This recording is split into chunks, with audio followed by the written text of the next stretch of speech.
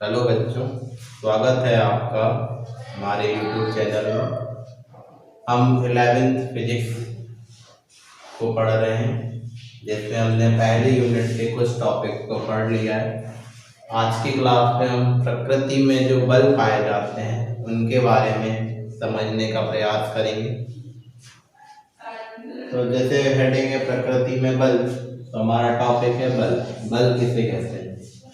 बल एक ऐसा बाहरी कारक है जो किसी वस्तु की अवस्था, आकार आदि में परिवर्तन कर देता है या फिर परिवर्तन करने का प्रयास करता है। जैसे मान लीजिए कि ये कोई एक पिंड है और ये इस दिशा में गतिमान है, यानी कि यह पिंड गति अवस्था में है।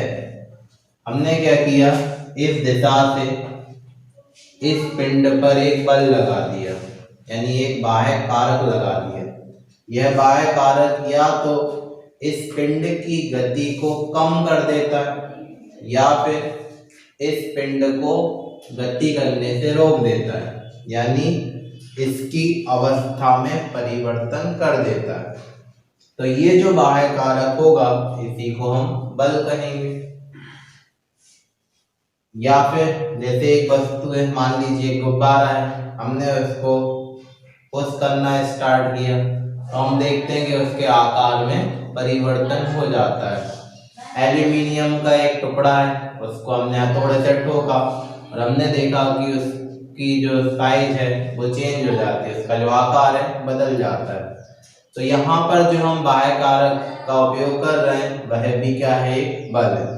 यानी बल एक ऐसा कारक होता है जो वस्तु की अवस्था को बदल देता है, उसके आकार को बदल देता है या फिर बदलने का प्रयास करता है।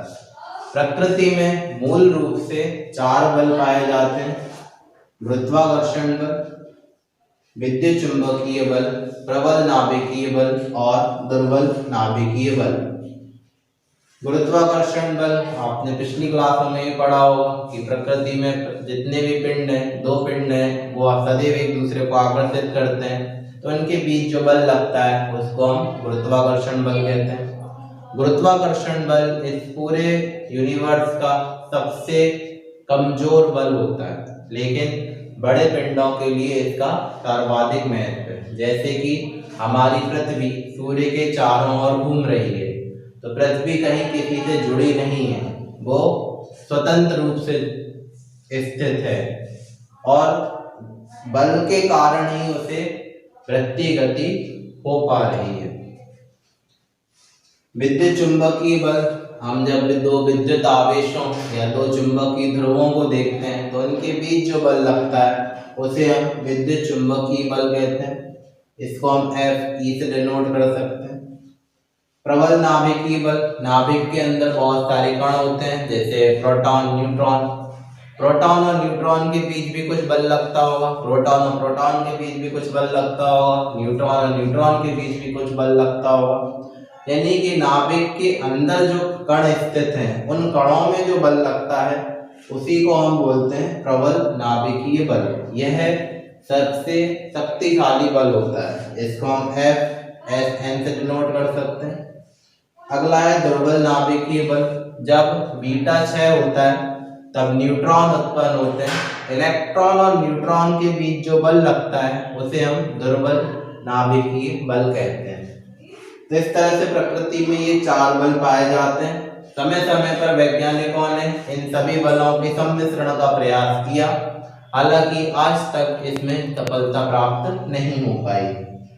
अगर हम इनको प्रबलताओं के अनुपात को देखें तो 1:36:10⁻15:10⁻38, यानी हमें समझ में आता है कि सबसे कमजोर बल गुरुत्वाकर्षण बल है, उससे शक्तिशाली बल है दुर्बल नाभिकीय बल, उससे शक्तिशाली बल है विद्युत चुंबकीय बल और सबसे शक्तिशाली बल है प्रबल नाभिकीय बल।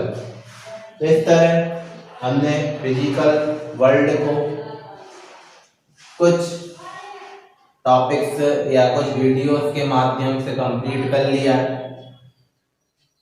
इसमें आप लोगों को 2 काम और करने हैं।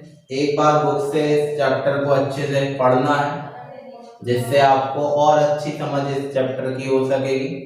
दूसरा, मैंने एक काम छोड़ दिया आपके लिए, बुक में कुछ वैज्ञानिक दिए हुए हैं और उन्होंने क्या खोज कार्य किए हैं उनके बारे में दिया हुआ है।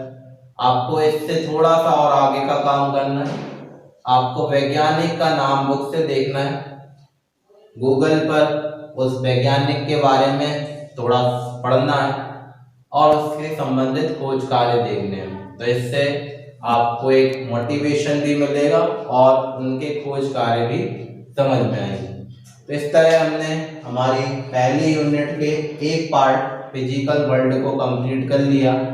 इसी यूनिट के दूसरे पार्ट मेजरमेंट को हम आगे की क्लास में कंप्लीट करने वाले हैं। अगर आप हमसे जुड़ना चाहते हैं तो हमारे यूट्यूब चैनल आशुतेंद्र पड़ौनिया को सब्सक्राइब कर सकते हैं और अपने मित्रों को सजेशन दे सकते हैं, जिससे उन्हें भी इसका लाभ हो सके। धन्यवाद।